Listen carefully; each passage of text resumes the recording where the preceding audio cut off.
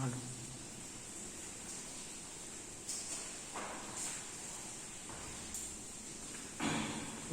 વિદ્યાર્થી મિત્રો, આજે આપણે જોવાનું છે કે આલેખની અંદર આપણે એક દાખલો જોયો હતો.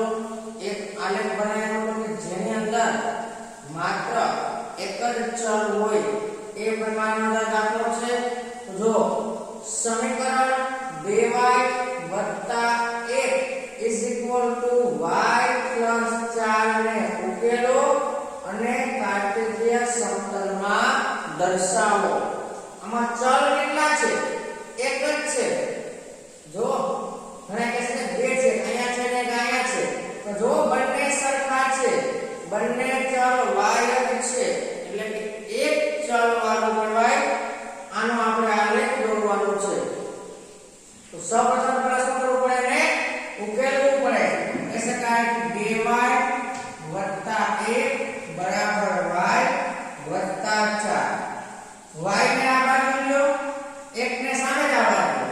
2y ના 2y, આ y કેવા છે પ્લસ, આ બધા આવે તો માઈનસ, બરાબર ના બરાબર, 4 ના 4, 1 કેવા છે પ્લસ, સામે જાય તો 2y માંથી y જાય તો y, 4 માંથી 1 જાય તો 3.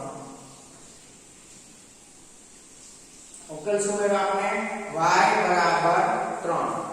આમાં x ચલ ક્યાં નથી ને, એનો મતલબ કે કોઈ પણ x માટે, કોઈ પણ x ની કિંમત માટે y નું મૂલ્ય શું મળે? 3 જ મળે. પછી આ ઉકેલ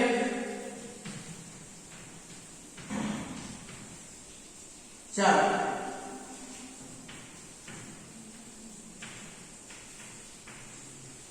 x ની ગમે એક કિંમત ધારી લો. y કેટલો આવશે હંમેશા? 3. માનો કે x બરાબર 1, y બરાબર કેટલા થાય? 3. x ની ગમે એક કિંમત ધારો તો 2, y તો કેટલા આવશે? 3. 0 3 -3 3. જો 4 * 4 ઉકેલની અંદર y ની કિંમત 3 3 3 ને 3. જ્યારે x ની કિંમત બદલે છે, ગમે x ની કિંમત લ્યો, y ના કિંમતમાં ફેર પડે નહીં, કારણ કે આપણે અહીંયા એક જ ચલ છે.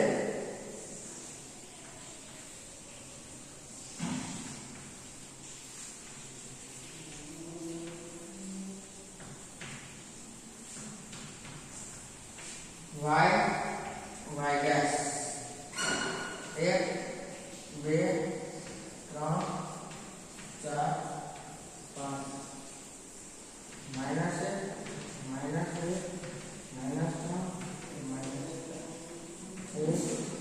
2 3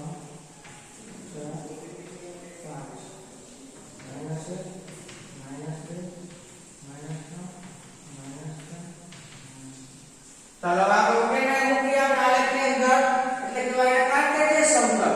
કાર્ટેશિયન સમતલ એટલે x અક્ષ અને y અક્ષ દ્વારા સમતલનું 4 ભાગમાં વિભાજન થાય એને કહેવાય કાર્ટેશિયન સમતલ. બિંદુ A 1 3, xયામ 1, yયામ 3. અહીંયા આવે 1 3 2 3, xયામ 2, yયામ 3.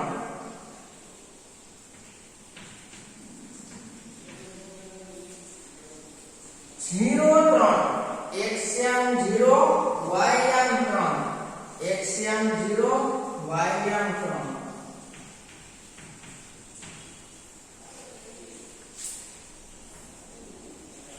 તો -3 3, xયામ -3, yયામ 3.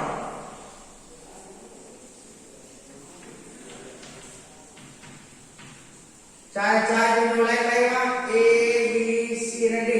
ચાર બિંદુમાંથી પસાર થતી રેખા દોરો.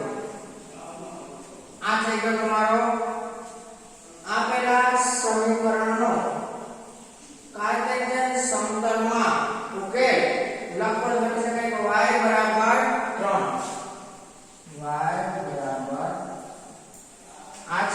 કાર્ટેશિયન સમતલમાં ઉકેલ દર્શાવેલો